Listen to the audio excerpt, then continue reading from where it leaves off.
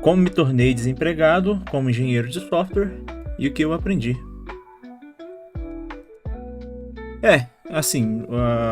O que a gente vê muito espalhado por aí na internet.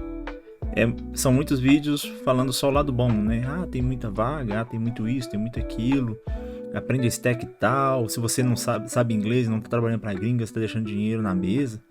Mas ninguém fala da outra parte, né, velho? E a gente tá vivendo ultimamente talvez um dos períodos com maior quantidade de layoff na área de tecnologia. A gente tem tido bastante disso. Recentemente, a Microsoft mandou cerca de 6 mil empregados, né, colaboradores embora.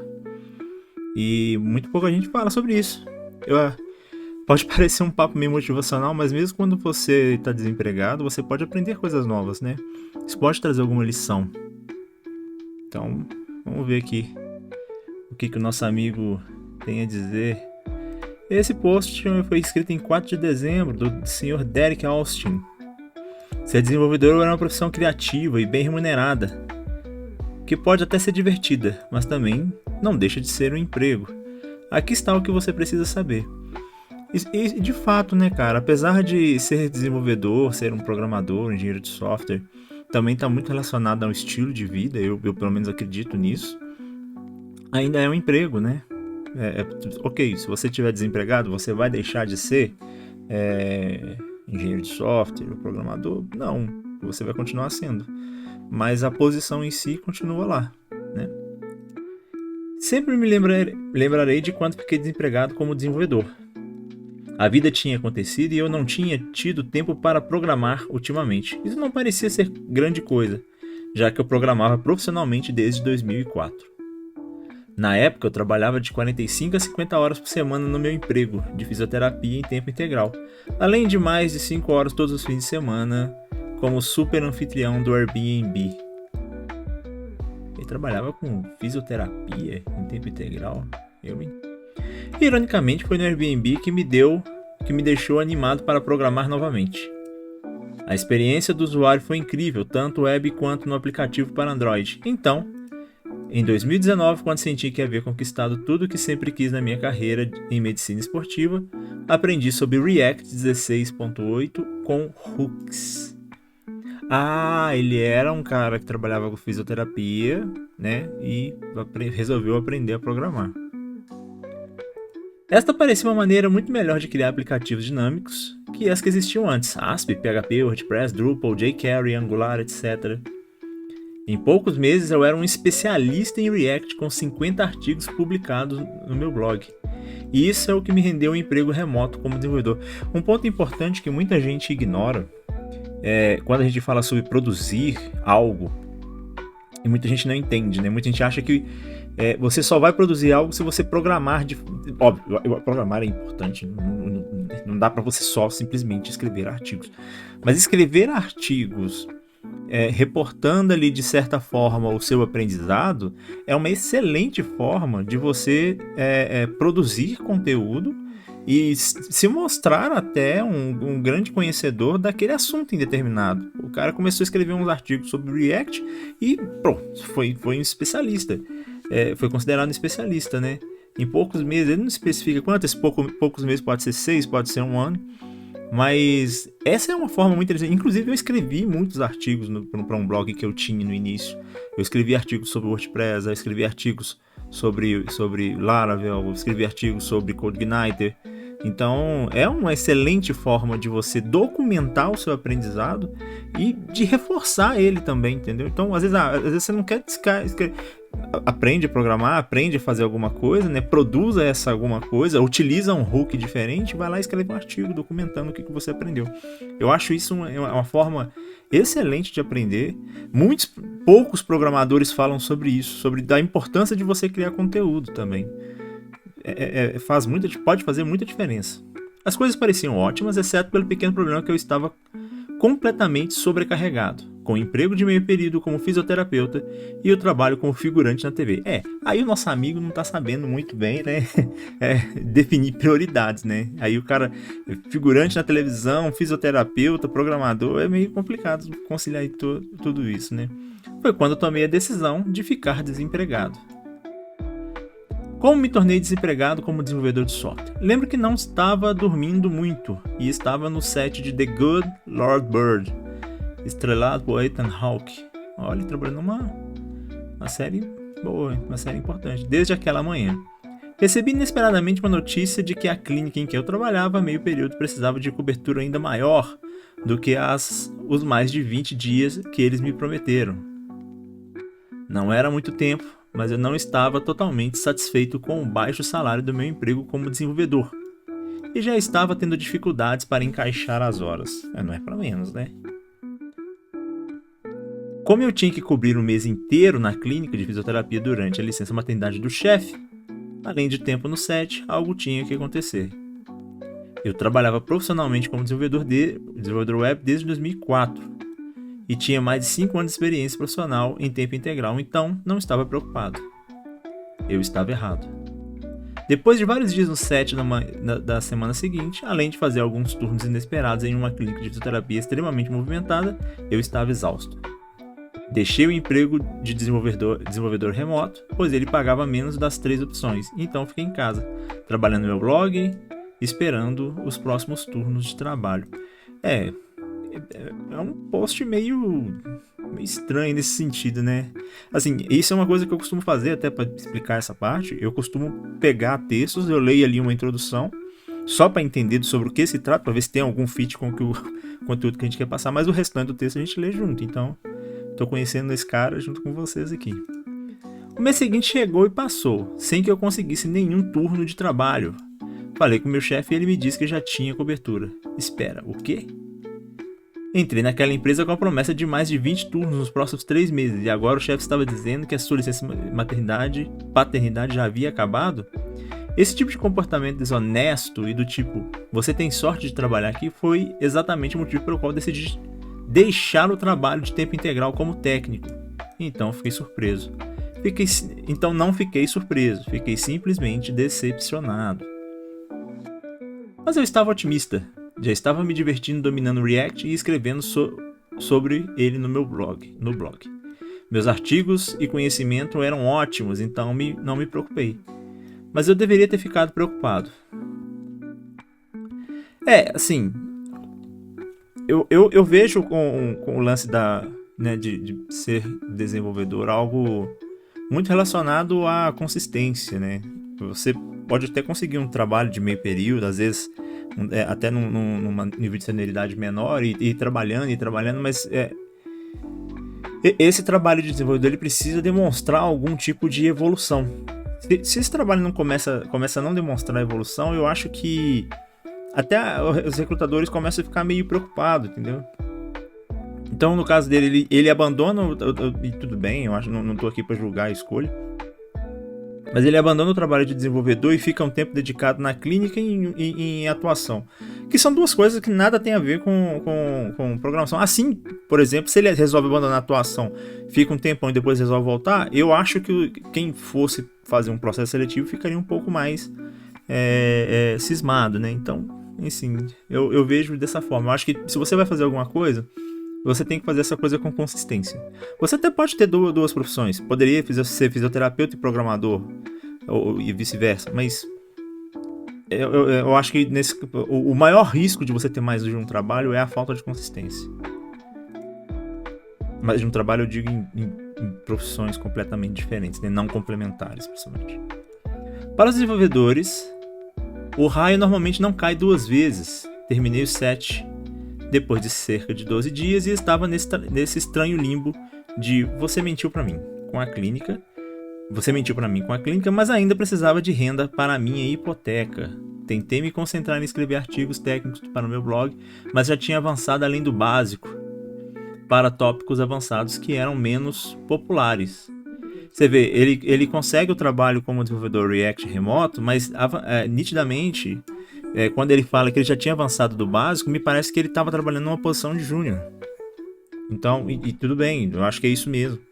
Mas até a questão do salário aqui ela é importante, porque se ele ganhava menos do que nos outros trabalhos, provavelmente é porque ele era um desenvolvedor júnior. E aí aquela lance, né, das escolhas. Se ele tivesse escolhido continuar, ele, porra, já tá escrevendo artigos até sobre termos avançados, sobre pontos avançados do desenvolvimento. Será que ele não teria conseguido aumentar esse salário de forma mais natural? É um questionamento, né?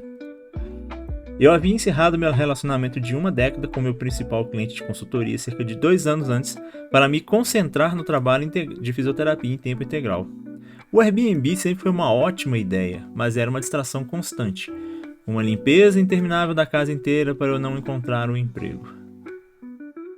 Já fazia 3 meses que eu estava em uma mudança de carreira, de volta à minha carreira original, após uma leve pausa de cerca de 3 anos, e era uma droga. Eu tô entendendo que ele ficou 3 anos sem trabalhar como desenvolvedor. E aí, realmente, retomar é mais difícil. Eu estava esperando outra mensagem do LinkedIn que me levasse a um emprego remoto como desenvolvedor React, como aquele que eu havia pedido demissão. Sim, isso não aconteceu novamente. Sempre fui teimoso demais para desistir e inteligente demais para não conseguir pensar em outra solução. Então meu próximo passo foi fazer networking local. Uau, que perda de tempo, ele disse. Eu odiava praticamente tudo nele. Não sou o tipo de pessoa que quer ouvir sobre tecnologias que não uso, como Ionic ou Ruby on Rails. Eu até me ofereci para apresentar em 2 meetups diferentes, criando toneladas de trabalho extra não remunerado para mim, e ninguém parecia estar contratando. Um dos meetups foi organizado por um recrutador de tecnologia desprezível que o usou para encontrar carne fresca para seus clientes. Pagarem menos, mas parecia algo. Pelo menos parecia alguma coisa até eu dizer a ele que queria um emprego totalmente remoto e não aceitaria um emprego no escritório a menos que pagasse 35% a 50% mais. Isso foi logo antes da pandemia e aquele idiota achou que eu era louco, principalmente por deixar dinheiro na mesa, ao não me deslocar. Eu não sou muito contra isso não, eu acho que você tem que ter um fio, você tem que ter um caminho ali para você seguir. Se você não quer trabalhar presencial, tudo bem. Eu tenho para mim que assim, eu até topo o trabalho híbrido, eu acho que tudo bem. Eu não vejo problema em ir para o escritório, desde que esse ir para o escritório faça algum sentido. Enquanto eu puder evitar trabalhar presencial, eu vou evitar. Mas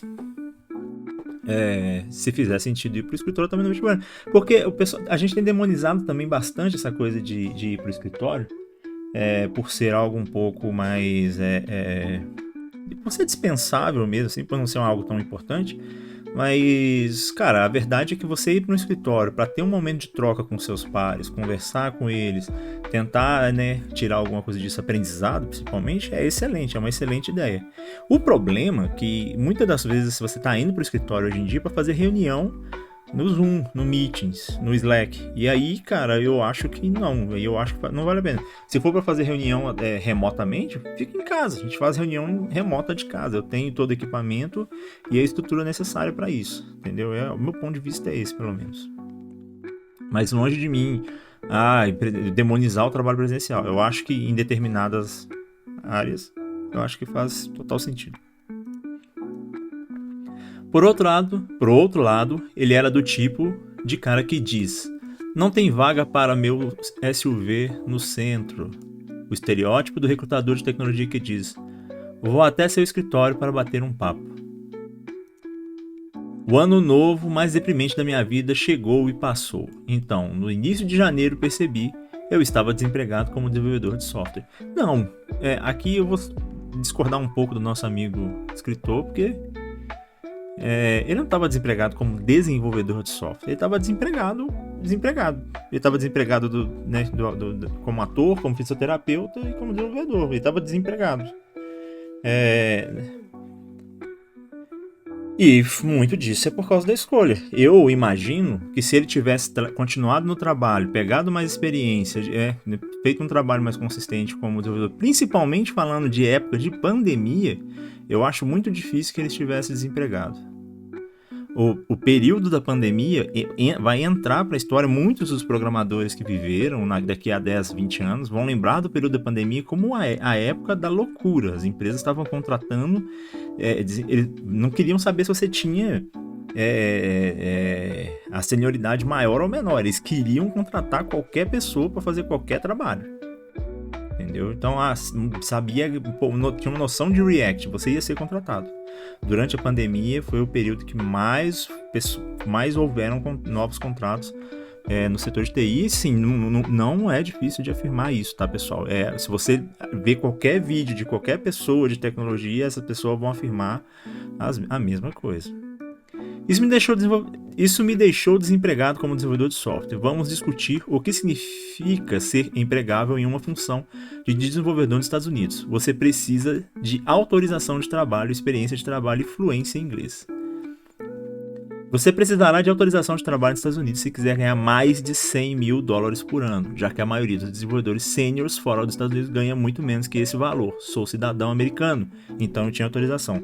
Esse ponto aqui é importante, ó, porque é o seguinte, esse salário de $100 mil por ano vai dar aqui em média $100 mil dividido por 12 vai dar algo como $8.300, $8.400 por mês, né? O salário que costuma se pagar a gente já falou isso aqui diversas vezes, mas o salário que costuma ser pago por consultorias gira em torno de $4, $5 mil, os mais bem pagos $6 mil, entre 5 e 6. Mas o mais normal é você ser contratado ali por 4.500, esse é o mais normal. Então você tem desenvolvedores sêniores, Latinoamérica, Europa, principalmente Latinoamérica, sendo contratados por $4.000, $4.500 mês, contra um cara que vai receber o dobro disso trabalhando localmente. Então, principalmente durante esse período, as empresas escolheram não trabalhar com esse perfil. As empresas americanas estavam contratando muito mais remoto, e principalmente desses países onde a moeda é mais fraca, para poder pagar menos mesmo, porque é o pensamento lógico mais óbvio, né? Eu tenho uma empresa, eu quero ter o melhor profissional possível pagando o mínimo possível, e uma forma de fazer isso sem ferir, né, algumas questões éticas, e até contratar pessoas cujo salário está numa casa bem abaixo. Eu concordo? Eu não concordo? Eu não sou ninguém, é só a realidade dos fatos, tá?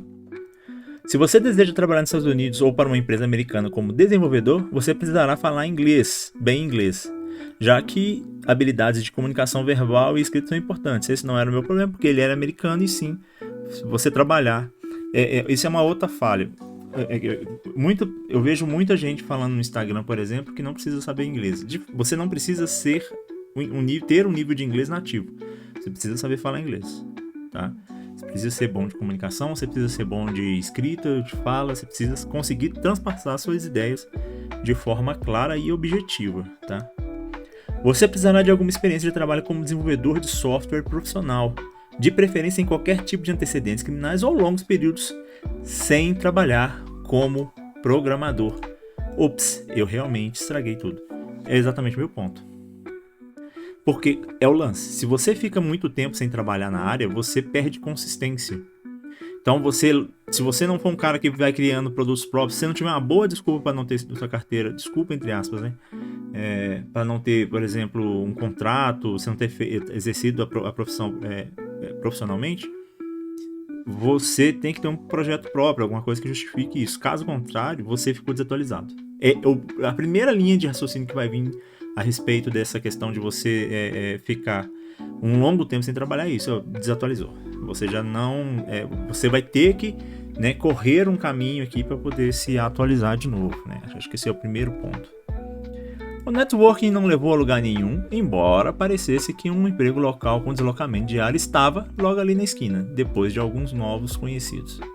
Eu não estava vendo muitos empregos remotos online e, com minha hipoteca, parecia que a ideia é melhor encontrar um trabalho de período integral do que voltar a trabalhar como freelancer. Dei uma olhada honesta no meu currículo e percebi que ele fazia menos sentido do que doutor em fisioterapia, tenta programação notícias às 11. Eu era teimoso demais para desistir, mas consegui reduzir minha experiência profissional para nenhuma, ao deixar estupidamente aquele emprego de desenvolvedor. Então, olha pra você ver, ele claramente demonstra aqui um arrependimento de ter saído do trabalho. Eu concordo, sim. Sendo bem honesto, eu no lugar dele, eu teria saído do emprego de ator. eu acho. Assim, eu teria saído. Porque o de fisioterapeuta era algo que ele já exercia há algum tempo mais. E o de ator, ele parecia que era algo muito mais próximo de figurante e tal. A não ser que eu visse realmente um futuro naquela profissão, eu não abriria a mão do certo até eu me estabilizar. E depois de estar estável, aí, meu amigo, aí deixa aí. Você não consegue um emprego sem experiência profissional. Quando digo você precisa ser empregável para conseguir qualquer emprego, é útil ter alguma experiência de trabalho, evitar antecedentes criminais e não estar desempregado. Alguns empregos de desenvolvedor também exigem teste de drogas, teste de urina, mas isso é muito menos comum na área de tecnologia do que na área de saúde. Então esses 3 são os principais critérios. Na verdade, para conseguir um emprego de 6 dígitos, estar empregado como um engenheiro de software é provavelmente mais importante do que não ter antecedentes profissionais. Eu também aposto nisso, tá? O pior cenário é encontrar um emprego de engenharia de software de 6 dígitos e estar desempregado, o que eu estava, especialmente como alguém que estava mudando de carreira, o que eu também estava. Então, era pra você ver, ele ainda além de não ter tentado dar consistência ao emprego de programador, ele ainda estava numa transição, porque ele era formado como fisioterapeuta, né? Muito mais fácil para alguém que era engenheiro de software, alguns anos até conseguir um emprego após um período de desemprego, do que para alguém mudando de carreira. Hoje não tem nenhuma experiência de trabalho. Infelizmente, acabei passando da primeira categoria, um ex-desenvolvedor com formação em ciência e computação, para a segunda categoria, um escritor tech desempregado, como fui rotulado por recrutadores com quem conversei. Como escrever código e explicá-lo bem pode ser algo negativo? Pois é, aconteceu. E então aconteceu a pandemia. O que aprendi sobre empregabilidade durante o Covid, quando as paralisações começaram, e obviamente duraria pelo menos 6 meses, e não 2 anos inteiros de interrupção, eu ainda estava procurando um emprego. Eu tinha perdido o emprego dos meus sonhos, e a única coisa que ainda me prendia à minha cidade natal, Richmond, Virgínia, e agora eu estava oficialmente desempregado. Eu não estava recebendo seguro-desemprego, porque eu tinha largado o emprego como massoterapeuta de 1 hora, semana voluntariamente há cerca de 2 semanas antes. Ixi. De qualquer forma, meu trabalho temporário no emprego dos sonhos não contava para seguro-desemprego. Então, embora todas as empresas de tecnologia locais tenham congelado as contratações, não recebi benefícios. É estranho, enfim, a gente não sabe. Virgínia, né? Pode ser alguma coisa que aconteceu localmente ali. Minha rede secou completamente, pois de repente todos os desenvolvedores que estavam viajando começaram a trabalhar de casa e eu continuei sem emprego. Conheci várias pessoas em bootcamps locais de desenvolvimento web e elas me disseram que a experiência delas era considerada quase a mesma, metade da média, de estarem desempregadas em programação. Eles me disseram, quando estavam prestes a se formar ou recém-formados, os gerentes de contratação se sentiam muito mais confortáveis em assumir o risco com o recém-formado do que com alguém que estava mudando de carreira ou desempregado, embora eu estivesse fazendo networking online, parecia ainda menos provável que eu conseguisse um emprego, e os recrutadores pararam de entrar em contato comigo no LinkedIn. Cara, a consistência aqui acabou com eles, sabe? Gente de contratação, não importava finalmente mais com minhas habilidades técnicas e anos de experiência, porque com bootcamp ou faculdade que eu frequentasse, imaginei que as habilidades importavam, mas eu estava desempregado. Ele reforça muito isso, né? Vamos fazer uma leitura um pouco dinâmica. Vamos ver o que ele... A conclusão, né? Mercado de trabalho de PT comparado ao mercado de trabalho de desenvolvimento. A principal diferença, passei, era que as clínicas de fisioterapia preferem ser amigáveis que pessoas amigáveis que os fazem voltar. Preferem pessoas amigáveis que fazem entendi. Já que mais consultas de pacientes significam mais dinheiro. É um lugar diferente, né? Fisioterapia é um lugar diferente. Você precisa ser simpático para que a pessoa volte. Em outras palavras, os incentivos para a fisioterapia são inversos. Quanto mais devagar você fizer alguém melhorar, mais dinheiro a clínica de fisioterapia ganha. Como terapeuta manual altamente qualificado, com 1 década de experiência em medicina esportiva, eu queria que os pacientes melhorassem o mais rápido possível. Foi ruim para os negócios. Caramba, que história, né, velho?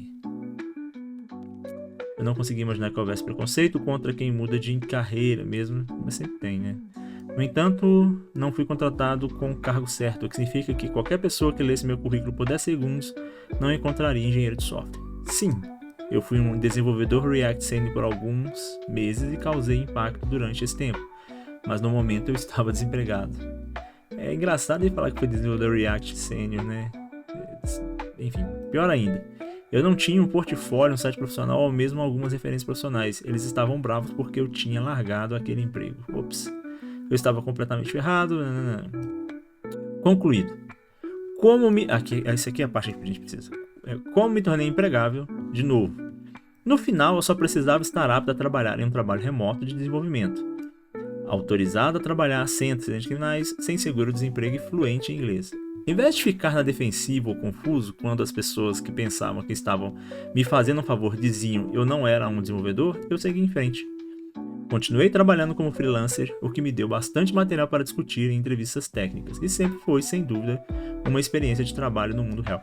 É isso, assim, você precisa ter experiência prática, você precisa ser um desenvolvedor, e a questão de você escrever materiais, igual ele escrevia no blog dele, é um diferencial, sim, é um diferencial. Mas para ser desenvolvedor, para você trabalhar na área, é muito importante que você consiga unir a parte teórica e a parte prática. Eu acho que é isso que falta muito, entendeu? O segredo e a razão pela qual estou publicando esse artigo aqui no Career Programming eu percebi eu precisava ser um especialista, não um generalista. Muito bom. A ideia geral de programação de carreira é: seja tão bom quanto que eles não possam ignorá-lo, Steve Martin. Quando você é ótimo em alguma coisa, eles vão te dizer. Em vez de ser apenas mais um desenvolvedor React, decidi me tornar um engenheiro de UI UX construído com Next.js, TypeScript e Tailwind. Com um pouco de coaching e de produtividade de carreira, meu orçamento estava péssimo, meu portfólio estava pegando fogo. Consegui reformular meu currículo e meu discurso de elevador para que as entrevistas estivessem indo muito melhor, o suficiente para me render trabalhos para levar para casa. Eu me saía muito bem nessas tarefas para levar para casa, assim como vinha fazendo para meus clientes freelancer, e acabei restringindo a tarefa apenas a uma pilha de tecnologia. E eu acho que tudo bem, até sendo bem sincero assim, não vejo problema não. Depois de mais alguma experiência, eu tive uma entrevista técnica onde os entrevistadores ficaram impressionados com a forma como criei uma solução de preços personalizada para atender requisitos de um dos meus clientes freelancers usando Next.js. Como havia 100% de alinhamento entre a pilha de tecnologia do cliente e aquela que eu estava usando exclusivamente há um ano, fui contratado e não fiquei mais desempregado. A partir daí foi fácil subir de cargo para empregos com melhores salários, mesmo que eu acabasse sendo rotulado como um saltador de empregos. Prefiro ter um ótimo salário, obrigado. Claro, o coaching em carreira ajudou muito. Quero destacar também meu coach de produtividade, Christoph, por me manter motivado e trabalhando. Você provavelmente é muito menos teimoso que eu, porque eu sou incrivelmente teimoso. Até minha esposa me chama carinhosamente de burro. Então, você provavelmente sabia que deveria nunca sair de um emprego, a menos que tenha outro em vista. E você provavelmente também sabia que nunca se deve trabalhar em 2 ou mais setores. Olha aqui, simultaneamente, foi o que eu falei. No meu caso, foram mais de 5 setores diferentes: fisioterapeuta esportivo, terapeuta de massagem esportiva, redator técnico, instrutor de bootcamp, desenvolvedor web freelancer, super anfitrião do Airbnb. E é importante entender que você até, por exemplo, você pode ser um desenvolvedor e ser um anfitrião do Airbnb, porque ser um anfitrião do Airbnb, pelo que eu sei, você tem um imóvel e alugar, né? Então, não vejo problema, a plataforma vai fazer o resto por você. Pelo menos no mercado de desenvolvimento web nos Estados Unidos, você ganhará muito mais de $100 mil se apenas trabalhar como engenheiro de software, em vez de trabalhar em 6 setores diferentes. Lembre-se, fechar a nova oferta de emprego e a data de início antes de sair do seu emprego atual, e não deixe de obter o título de engenheiro de software. Boa codificação. Cara, é um texto legal, um pouco confuso eu achei, apesar de que ele está sendo traduzido. Talvez aqui tenha alguns erros de tradução da ferramenta. Uma coisa que me chama bastante atenção é o fato de ele ter trabalhado para mais de um setor, né? Então, cara, fisioterapeuta e desenvolvedor são duas coisas muito, muito diferentes e não complementares, né? Isso me chama bastante atenção. E, assim, na hora que ele decidiu se dedicar, parece que a coisa rodou. E eu acho que isso é importante, entendeu? A gente fala muito de overemployment, até o overemployment, claro, eu não tô aqui para cagar regra, falar o que é bom, o que deve ser feito e tal. Mas até o overemployment, dependendo da situação, ela acaba sendo um limitador. Porque o tempo que você poderia estar estudando e aprendendo uma nova tecnologia, ou até melhorando a stack que você trabalha com ela, você está dedicando em outro emprego. E muitas vezes emprego que não tem ligação nenhuma, né? Então, às vezes você tá lá, sou desenvolvedor, aí você tá trabalhando com, sei lá, com React em uma empresa e na outra você tá trabalhando, sei lá, com Django, Python. Por mais que tudo é programação ali, você não vai ficar bom em nenhuma das duas exatamente, saca? Enfim, é o ponto de vista. E vocês, meus caros, o que vocês acham? Já fez transição de carreira? Qual foi essa experiência? Deu pra aprender alguma coisa com esse texto? Ele fala muito claro que ele deixou de ser um generalista e se tornou um especialista. Eu concordo. É muito esse lance de você estar trabalhando para mais de uma empresa, você não consegue se especializar em nada, né? Não esquece aí de deixar o seu curtir no canal. Comenta aqui se você tiver alguma opinião a respeito sobre esse texto, sobre como se tornar empregável.